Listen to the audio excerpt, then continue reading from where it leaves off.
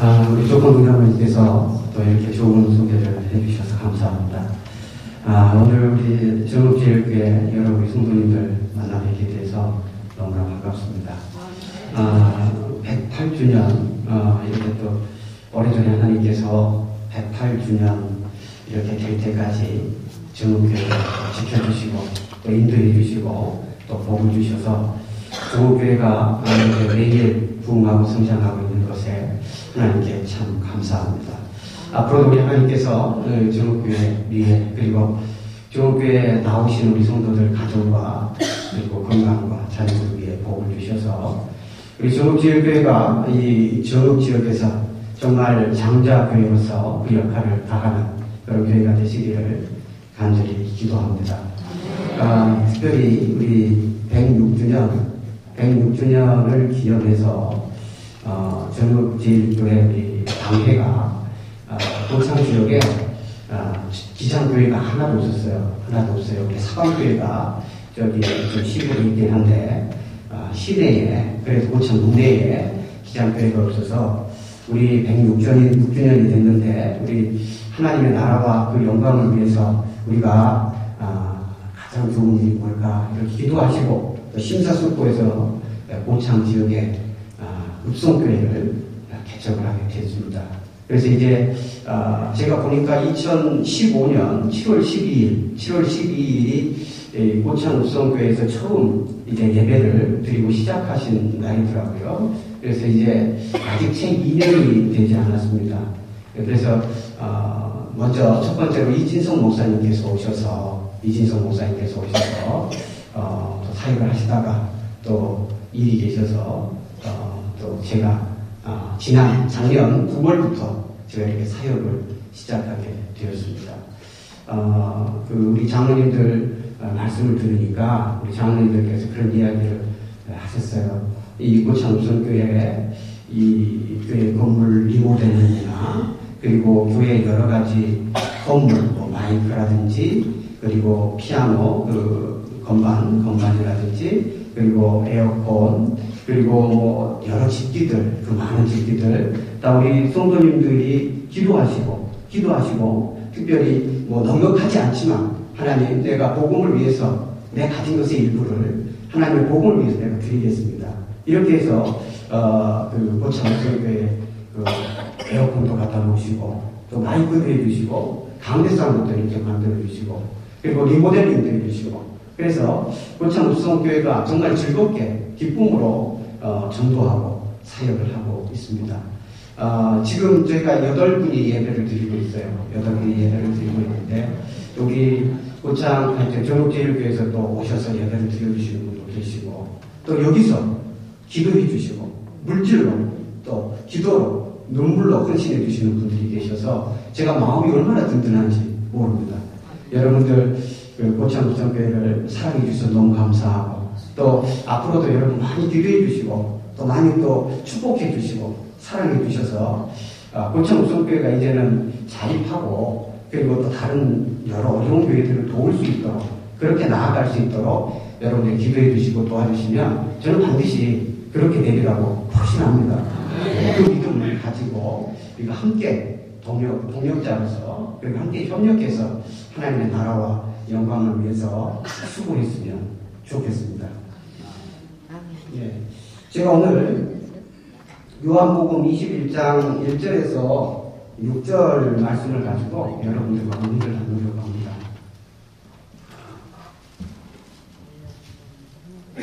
요한복음 21장 1절에서 6절 말씀을 같이 읽었는데요. 이 말씀을 우리가 읽으면서 아마 여러 가지 생각을 많이 하셨을 거예요. 제가 오늘 이 말씀을 가지고 그물을 배 오른쪽에 던져라 그런 제목으로 여러분과 귀한 은혜를 나눴으면 좋겠습니다. 요한복음은 우리가 아는 것처럼 21장으로 구성이 되어 있어요. 그래서 요한복음 21장은 요한복음의 마지막을 다루고 있는 그런 장면입니다.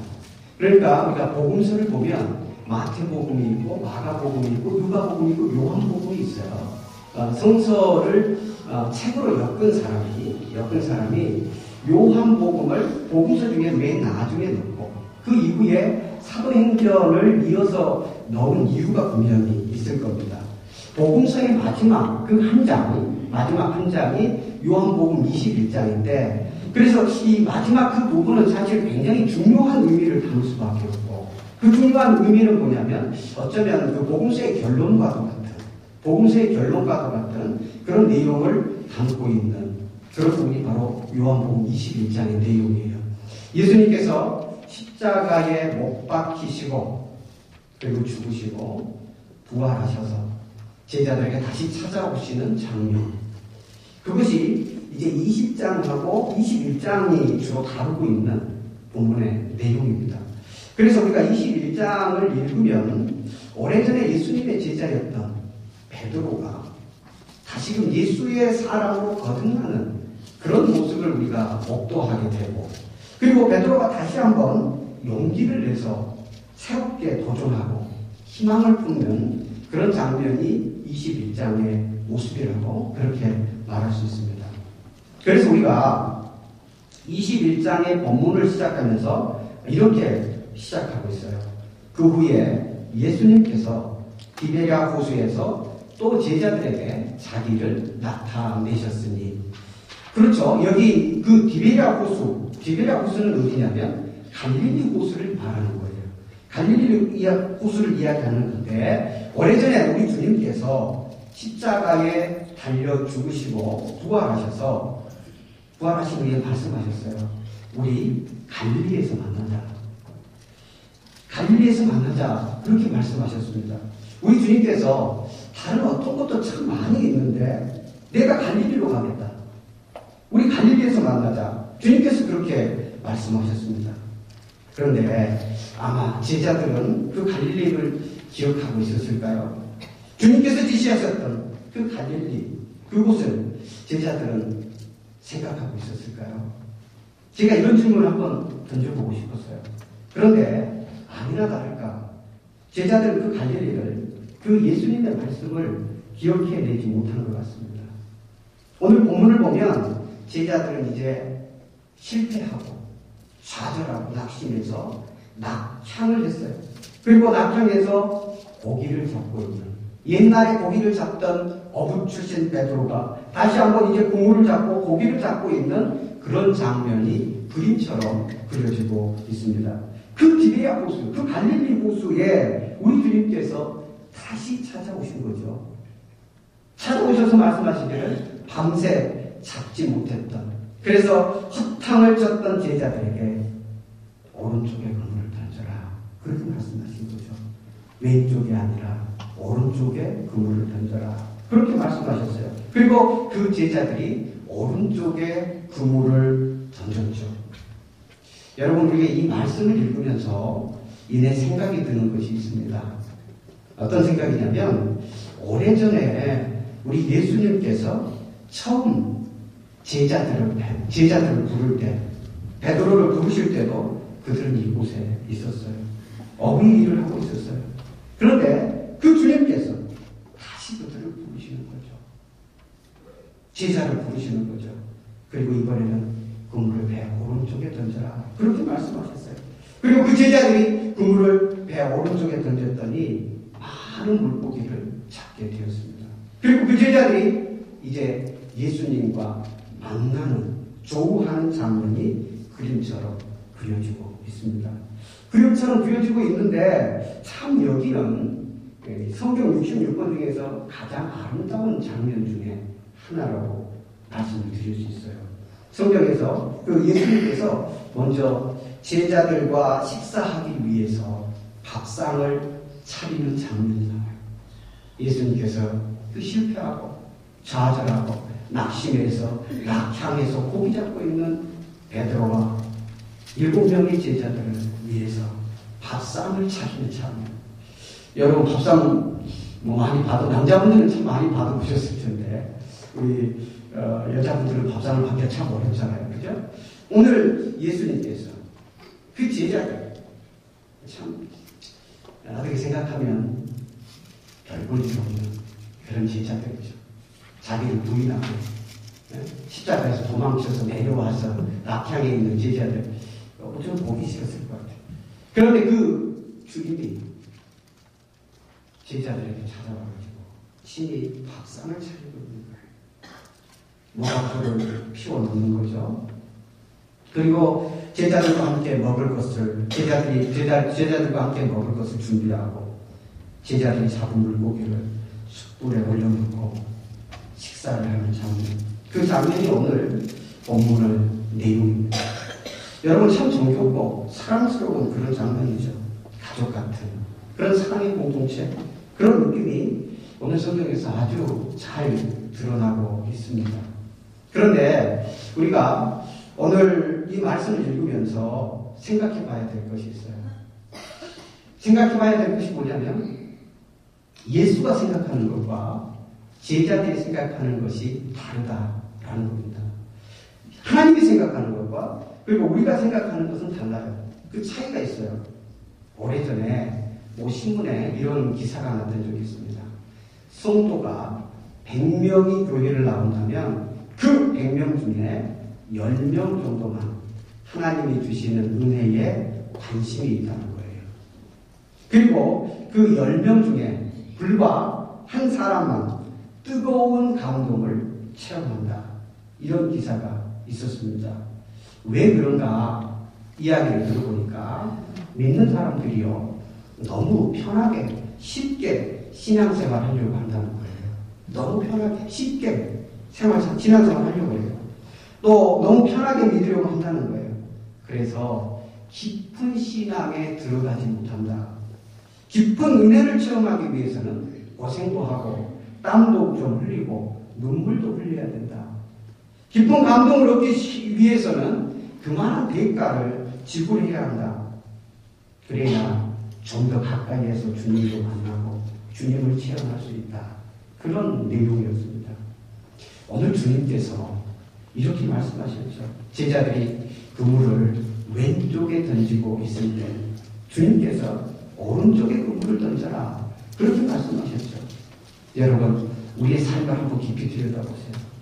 내 모습을, 내 마음을 한번 깊이 들여다보세요. 바로 이 문제가 우리의 삶의 일상이라고 하는 것을 깨닫게 될 것입니다. 다시 말하면 우리는 늘 무엇인가를 생각해요. 그리고 선택하면서 이 세상을 살아가고 있습니다. 왼쪽에 그물을 던질지 아니면 오른쪽에 그물을 던질지, 오른쪽이 나한테 이익이 될지 오른쪽이 나한테 이익이 될지 그것을 가늠하면서 늘 내 마음에 줄자로 재면서 우리가 세상을 사는 거예요. 그리고 나에게 이익이 될 만한 곳에 그물을 내리는 것이죠. 그런데 오늘 제자들도 바로 그곳에 그물을 내리고 있다는 겁니다. 사실 이 왼쪽, 오른쪽 부분은 큰 의미는 없다고 저는 생각해요. 어떻게 보느냐에 따라서 왼쪽과 오른쪽이 다를 수 있겠죠. 또 이스라엘 풍속에 왼쪽이 별로 좋지 않다 이런 말도 있습니다만 중요한 것은 그것이라고 생각해요. 왼쪽이냐 오른쪽이냐 하는 우리가 주관의 길에서 하나를 선택해야 하는데 우리의 선택이 항상 나 중심이더라 하는 거죠. 자기 중심이라는 거예요. 그 기준에 있어서 우리가 말씀을 가지고 아니면 예수님이 어떻게 생각하실까, 원하실까 이렇게 생각하면서 선택한다면 좀 더 선택이 주님이 원하시는 그런 방향으로 선택이 되어질 겁니다. 그런데 우리는 그런 생각조차 하지 않고 그냥 마음이 끌리는 대로 그물을 던지는 거죠. 선택하는 거죠. 많은 사람들이 특별히 예수를 믿고 있는 우리조차도 나 중심적인 나의 유익을 위해서 그물을 던지고 있습니다. 다시 말하면 내가 왼쪽에 나 중심에 그물을 던질 때 거기에는 예수가 없는 거죠. 예수의 부재죠. 말씀이 없는 거예요. 말씀의 부재죠. 오늘 제자들을 한번 자세히 보세요. 오늘 제자들이 그물을 왼쪽에 던지고 그리고 예수님이 와서 그물을 오른쪽에 던져라 그렇게 이야기하는데 그 예수도 몰라보는 거예요. 못 알아보고 있는 상황이에요. 이것을 우리가 뭐라고 이야기해야 될까요? 예수의 부재다라고 말할 수밖에 없죠. 예수를 믿지만 예수가 없어요. 말씀을 듣지만 말씀이 없어요. 이것이 오늘 21장이 그려주고 있는 제자들의 상황이고 어쩌면 오늘 우리의 모습이라고 저는 생각합니다. 과연 우리가 이 부분을 그리고 이러한 삶을 우리가 어떻게 극복해낼 것인가? 이것이 바로 영적인 성숙과 깊이 맞닿아 있다. 저는 그렇게 생각해요. 오늘 성경 우리가 5절에서 6절 말씀 같이 한번 읽었으면 좋겠습니다. 5절에서 6절 말씀 우리 같이 한번 읽어보십시다. 예수께서 이르시되 얘들아 너희에게 고기가 있느냐 대답하되 없나이다. 이르시되 그물을 해 오른편에 던지라 그리하면 잡으리라 하시니 이에 던졌더니 고기가 많아 그물을 들 수가 없더라. 아멘. 이렇게 기록되어 있습니다. 많은 사람이 그리고 우리도 조차도 인생의 그물을 왼쪽에 던집니다. 왜냐하면 자기 중심, 자기 유익, 그리고 좀 더 편하게 세상 살기 위해서, 고생하지 않고 살기 위해서 왼쪽에 그물을 던집니다. 왜냐하면 왼쪽에는 재물이 있고 명예가 있고 그리고 거기에는 건강하게 사는 방법이 담겨있기 때문에 그래요. 그러나 우리가 왼쪽에 그물을 던지면 평생 우리는 그렇게 길들여진 신앙을 탈피할 수 없다는 거죠.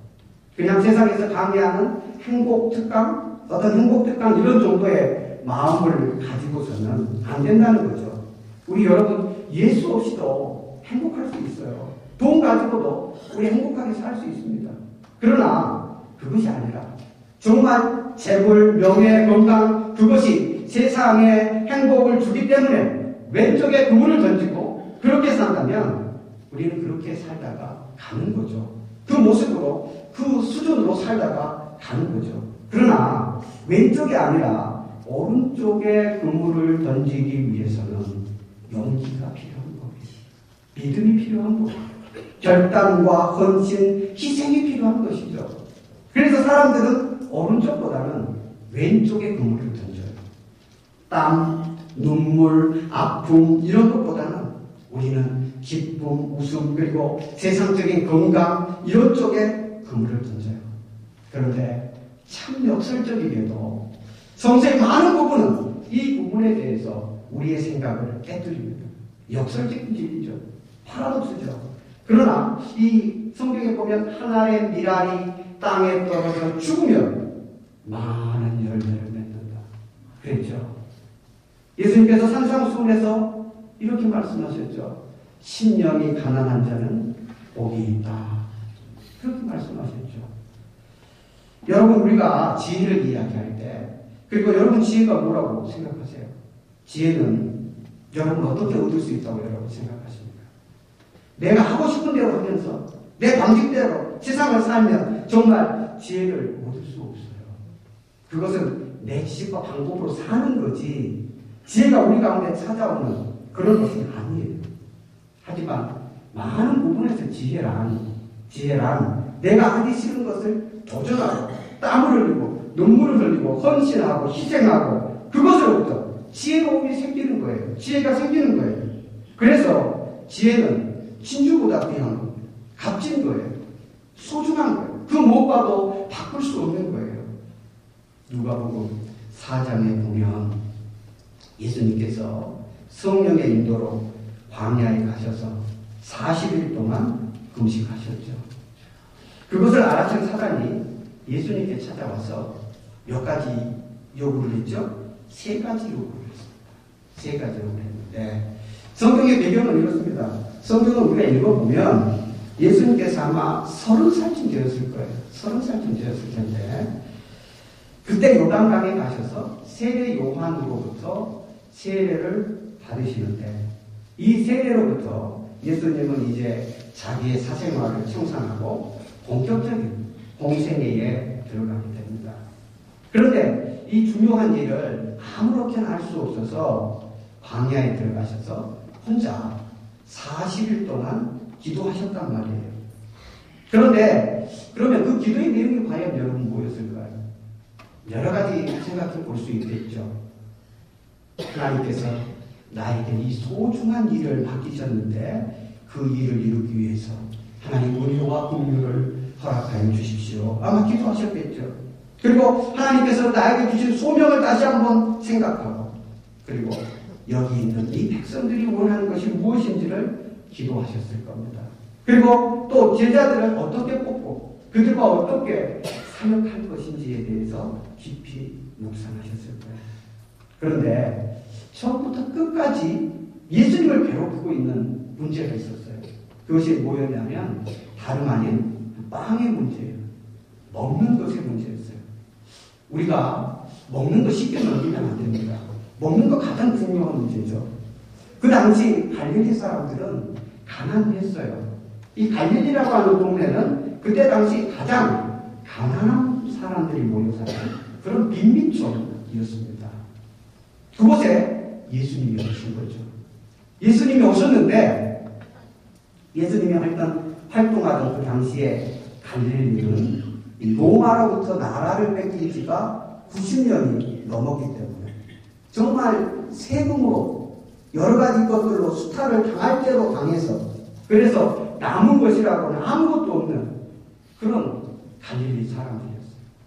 그래서 그 사람들은 굶주림에 매일같이 끼니를 걱정하고 시달리고 있었어요. 그 자라고 있는 아이가 밥 한 끼 먹으려고 그러는데 그것을 엄마 아빠가 챙겨주지 못하는 그런 시대를 살았어요. 그래서 많은 사람들이 메시아가 오면 이런 식으로 있죠. 그날이 오면 우리는 우선 빵을 배부르게 먹게 될 것이다. 먹는 문제가 해결될 것이다. 이런 생각을 자연스레 갖게 되었어요. 이것은 굉장히 중요한, 굉장히 논리적인 이야기죠. 여러분 그렇잖아요. 여러분 가장 비급한 문제가 뭐예요? 여러분 가장 비급한 기도 제목이 뭡니까? 지금 여러분 상황이 좀 다르겠습니다만, 내가 배고파서 죽게 생겼는데, 우리 자식이 배고파서 굶어 죽게 생겼는데, 여러분 뭐 원하겠어야 먹고 살아야 하지 않겠어요? 먹자고 하는 일인데, 이렇게 이야기하지 않겠습니까? 이렇게 나오지 않겠어요? 바로 이 갈릴리 사람들도 생각했던 것이 바로 이 부분이었다는 거예요. 그 사람들 머릿속에는 이 빵 문제, 먹는 문제, 우리 자식들 좀 잘 먹였으면 좋겠다. 이 문제가 그들의 머릿속에, 생각 속에, 삶 속에 가장 중요한 이슈고 관심이었다는 거예요. 바로 이 갈릴리 사람들이 생각했던 것이 바로 이 부분이에요. 우리 자식들, 나는 아니더라도 그래도 우리 자식들은 먹이고 살려서 하나님의 자녀로, 하나님의 백성으로 나보다 좀 더 나은 삶을 살게 하는 것이 부모 마음 아니겠어요? 바로 이 갈릴리 사람도 우리와 똑같은 사람들이었어요. 그래서 우리 자식들 좀 먹여보려고 그러는데, 그래서 누구를 기다렸냐? 메시아를 기다렸단 말이에요. 메시아가 오면, 그날이 오면 우리는 빵 문제, 먹는 문제 해결할 수 있을 거라고 생각하고 기대하고 있었어요. 그런데 예수님은 이게 가장 큰 고민이었다는 거예요. 그 갈릴리 사람들의 관심사는 뭐냐면 빵 문제고 먹는 것에 대한 문제고, 우리 자식들 어떻게 하면 좀 더 먹일까, 이런 것이 그들의 관심사였는데, 그 관심사에 예수님께서 그것을 가장 큰 고민이었다는 거예요. 여러분, 사람에게 빵이랑, 여러분 우리에게 먹는 거랑, 먹는 거에 대한 문제는 어느 정도 인생에서 중요한 위치를 차지하고 있을까요? 이거 굉장히 중요한 문제죠. 배고픈 사람에게 복음이란 빵이죠. 그런데 굶주린 사람에게 배를 채워주지 못하는 거예요. 그러면 그 예수님의 신장은 어떠하셨을까요? 하나님 나라의 메시지가, 복음이 무슨 의미가 있겠어요? 지금 당장 죽게 생겼는데, 지금 오늘 한 끼 해결하지 못하면 지금 죽게 생겼는데 하나님 나라의 메시지를 전하는 거예요. 그러면 참 설득력이 약해지죠. 예수님은 그런 문제를 놓고 고민하고 기도하고 묵상하셨습니다. 그리고 기도 중에 깨닫게 된 거죠. 빵이라고 하는 것은 임시방편이다. 오늘 배를 채워줘도 내일이면 다시 배고플 것입니다. 빵공장을 몇 개를 세운다고 해도 백성들의 근본적인 굶주림은 해결할 수가 없습니다. 백성들의 근본적인 굶주림, 다시 말해서 우리가 좀 더 크게 생각해 보면 인류의 진정한 소망은 빵이 아니라 오로지 하나님의 말씀 안에서만 해결할 수 있다는 확신을 예수님께서 갖게 되신 거죠. 깨달음을 얻게 된 거예요. 그래서 예수님은 빵의 유혹을 물리치고 백성들 안에 깊숙이 들어가시게 됩니다. 그런데 꼭 여기서 이제 여러분 이런 질문을 할 수 있겠죠. 그러면 예수님께서 왜 오병이어의 기적을 행하셨는가? 오병이어의 기적을 통해서 수천 수만 명을 먹이셨는가? 우리는 오병이어의 기적을 통해서 생각하는 게 이런 겁니다. 예수님이 큰 기적을 행하셔서 수천 수만 명이 먹고도 12방주리가 남았다. 여기까지 우리는 성경을 읽었어요. 그런데 그 이유가 참 중요하거든요. 예수님께서 왜 오병이어의 기적을 행하셨는가? 그들이 배고파서, 그리고 그들의 측은한 모습을 보시고 예수님께서 오병이어의 기적을 해놨다고 성경에 기록하고 있습니다. 하지만 더 중요한 것은 오병이어의 기적을 통해서 진정한 복음, 예수 그리스도, 우리의 메시아가 누구인지를 가르쳐주고 있다는 거예요. 생명의 양식이 어디로부터 오는지, 우리의 생명을 누가 책임져 줄 수 있는지 그 부분을 오병이어의 기적이 분명히 가르쳐주고 있다는 겁니다. 그래서 그 기적 자체가 아니라 그 기적이 담고 있는 의미를 주님께서 가르치고자 했던 것이죠. 그런데 사람들은 어떻게 했어요? 사람들은 그 떡을 먹고 배가 불러서 어떻게 행동했냐면 많은 사람들이 제자들에게 찾아왔어요. 우리도 찾아왔어요. 그리고 예수님을 만나고 싶다고. 내가 예수님을 만나고 싶다고. 만나야 된다고. 그렇게 이야기하면서 예수님이 우리의 왕이 되시면 우리의 왕 문제는 해결될 거라고 그렇게 이야기를 했어요. 그래서 제자들은 한편으로 기분이 너무 좋았어요. 왜냐하면 예수님께서 큰 능력을 행하시고 내가 예수님의 측근인 것을 많은 사람들이 알아주고 그래서 기분이 좋았어요. 그래서 예수님에게 찾아가서 기도하러 가려는 그 예수님을 붙들고 말씀드렸어요. 예수님, 많은 사람들이 예수님을 찾는데 뭐하고 계십니까? 빨리 오셔서 많은 사람들의 무리 속에 와서 하나님의 말씀을 전파하시고 왕으로서 위엄을 보여주세요. 그렇게 베드로가 이야기했죠. 그때 예수님께서 한 말씀도 하지 않으셨어요. 아무 말씀도 하지 않으시고 산으로 올라가셔서 기도하셨다라고 기록되어 있습니다. 여러분, 이것은 분명히 유혹이죠. 유혹입니다. 누군가 나에게, 우리에게 찾아와서 여러분을 스타로 만들어주겠다. 너를 스타로 만들 수 있다. 나는 여러분을 스타로 만들어줄 수 있다. 이렇게 인생을 책임져 주겠다. 이렇게 이야기한다면 그것을 끊어내기는 참 힘들었을 거예요. 그런데 우리 주님께서 그것을 끊고 산에 올라가셔서 자기의 사명을, 하나님께서 맡기신 일을 다시 한번 기도하면서 마음을 다잡는 그런 시간을 가지셨던 것을 우리는 알 수가 있습니다. 여러분, 빵이라고 하는 것, 그리고 먹는 것의 문제는 쉽지 않은 문제예요. 하지만 빵은 임시 방편이다.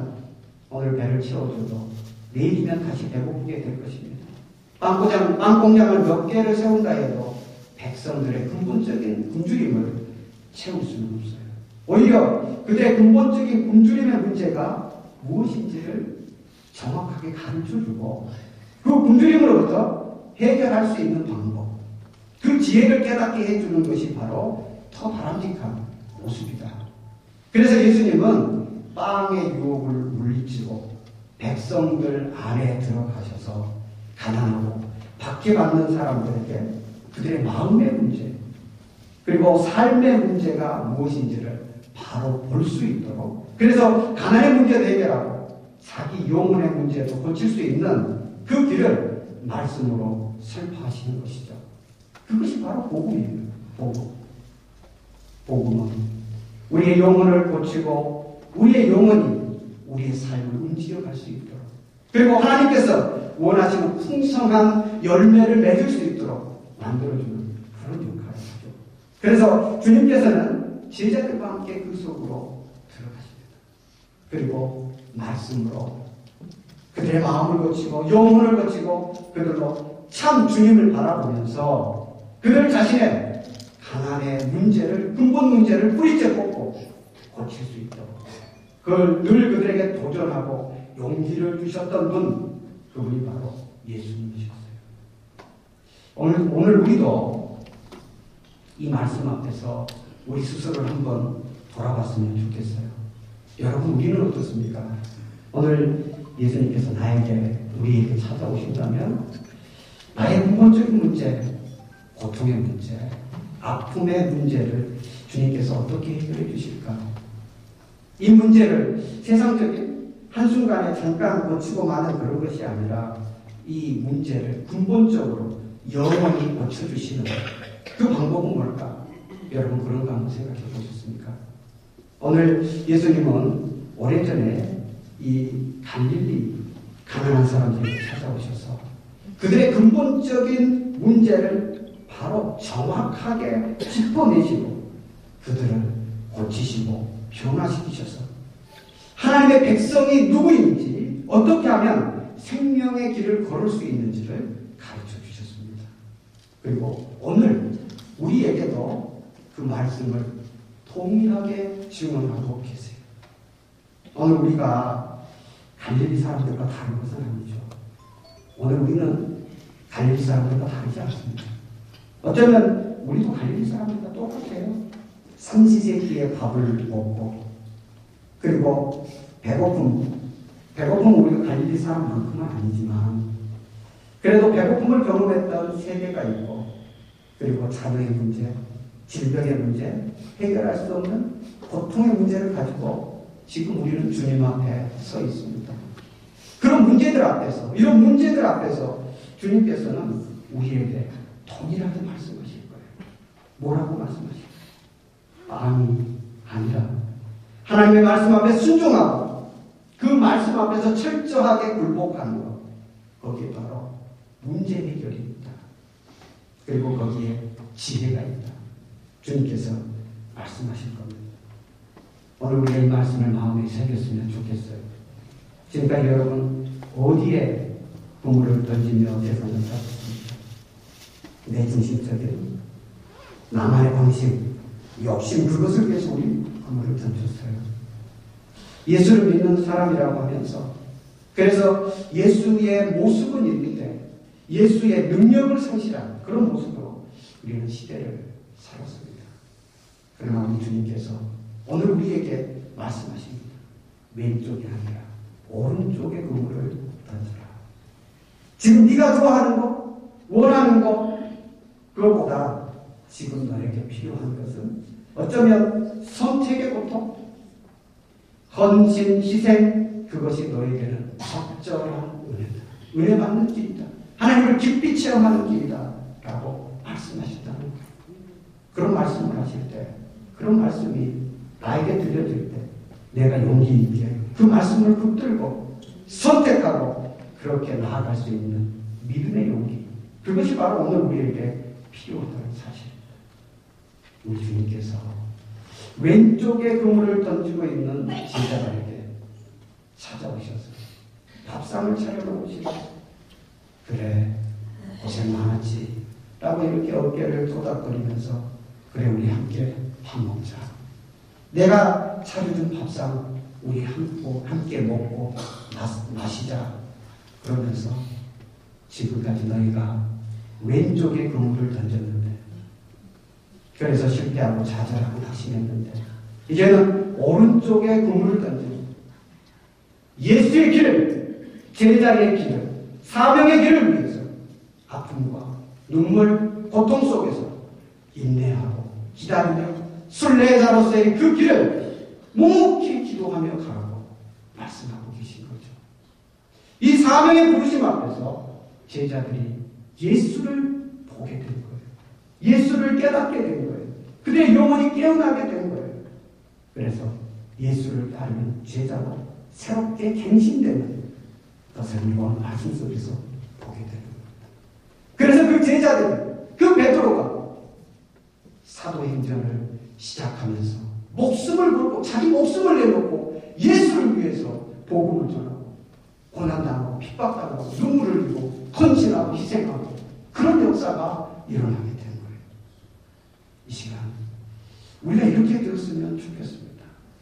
우리 주님께서 우리에게 밥상을 차려주시고 우리에게 다시 한번 찾아오셔서 용기를, 믿음의 용기를 주셔서 지금까지 네가 왼쪽에 그물을 계속 던지고 실패하고 좌절하고 낙심하고 했는데 이제 예수님께서 오른쪽에 그물을 던져라.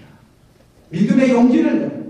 고통스럽지만 건진하고 희생하고 도전해라.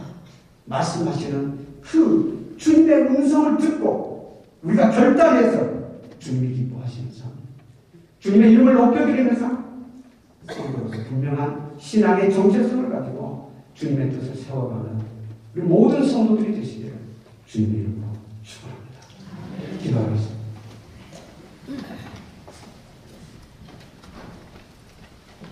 하나님 우리 아버지, 은혜와 사랑을 감사합니다. 실패하고 낙심해서 다시 옛날 고기를 잡던 곳에 내려와서 고기를 잡고 있는 베드로를 보시고 안타까워하시고 친히 밥상을 차려놓으시고 그동안 고생 많이 했지.